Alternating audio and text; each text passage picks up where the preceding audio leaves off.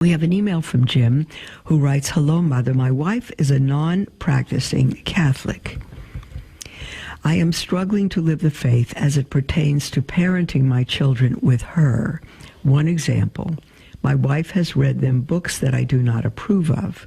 For example, she read a Halloween book to them that is about a song similar to the 12 Days of Christmas. If you are familiar with that song, I am. In the book, it says on the 12th day, 12 devils dancing, 11 pumpkins rolling, etc., to the tune of the 12 Days of Christmas. Oh, that's a shame.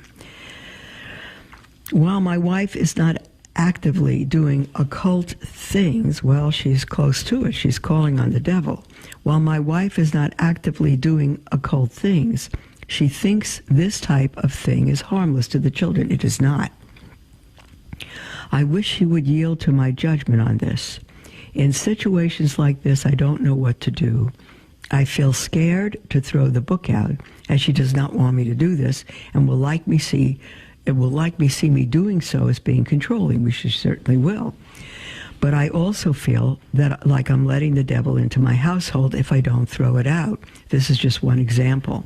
Also, a possible scenario I could envision as our children get older is getting pushback occasionally on taking the children to Mass. She is not opposed to them going to Mass in general. However, I do not think she believes there's a problem with them missing Mass if she thinks something else is more important to do that day. How do I respond if I want to take the children to Mass? And she insists I do not, because in her mind, it is inconvenient for us to go that day. Oh, Jim, this is an awful situation. We're in the middle of an email from Jim. It's a very difficult email. Jim is Catholic, and he's struggling to live the faith and parent his children in the Catholic faith. His wife, he says, is a non-practicing Catholic, and she doesn't have the sensitivity for what is Catholic. She's reading to her children not only non-Catholic books, but books that could be harmful and are harmful to their Catholic understanding. He doesn't know whether to throw the book out or what to do. And he's concerned that they must be very little children, because he said as the children get older, he's concerned about her not wanting to even take them to Mass at times if there are other things come up that she considers more important. Jim says, given my situation, I'm wondering what advice you may have for me. I'm finding it extremely difficult to raise our children the way I want to. Given my wife's beliefs, I don't think she wants to give in to my decisions on some of these matters, Jim. Apparently she does not, Jim. That's a marriage that should not have taken place. I don't know what happened. I don't know if you were where your wife was when you got married.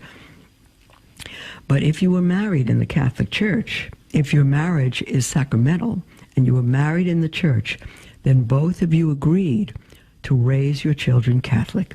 And so you have every right to say in a very loving manner, sweetheart, we vowed before God. We didn't just agree as two individuals. We vowed before God to raise our children Catholic. And if we're reading them non-Catholic things, we're going against the faith and against God. And to raise our children Catholic, and I'm guessing you've baptized them, and if they're baptized, you need to help your wife understand that they may not miss Mass. It will be a very grave sin for those children to miss Mass if they are Catholic. When we vowed to raise our children Catholic, dear one, my dear wife, we vowed to obey God in the church he established. And I know that you're not deep in the faith, you don't believe it all, I understand that, but we made those vows before God, and they may not mean that much to you, but a vow to God broken is extremely serious and puts me in a very, very difficult position, and you're putting me and the children in that position. So I beg you, where it becomes matters of the Catholic faith, I don't ask you to do whatever you cannot do, but I ask you to allow me to be the judge of what is Catholic and not, so that our children, we keep our vow before God and raise our children Catholic. Jim, if your wife will not go along with that, you need to explain to her how serious this is, and that she will be causing her children to turn from God and to grow up in sin. I wouldn't throw the book out.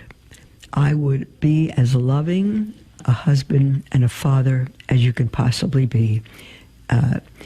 Do go overboard to love your wife, to lay down your life for her, to be a hero, not mushy, not soft, not weak, but strong, and let her know that you love her. If she never becomes a strong Catholic, you love her. Do what you can. Love is alone converts hearts. Love her and ask God to help you to know where the battles lie. And so if she reads that book to your children, speak to her very lovingly apart from the children. Don't let them hear you, even if they're 2 years old. They should never hear you talking to your wife or correcting one another. Speak to her privately and say, sweetheart, I know you wouldn't do anything that you think is harmful for our children. I know that. But in the Catholic world, it is harmful. It is harmful.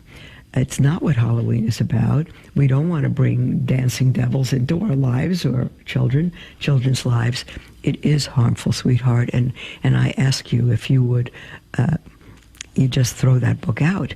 And if she says, no, I want it, I would do what I can to keep the peace. And be as loving as you can. And don't put your foot down on every little thing. Let your life of love, your witness, let God use that to change their hearts.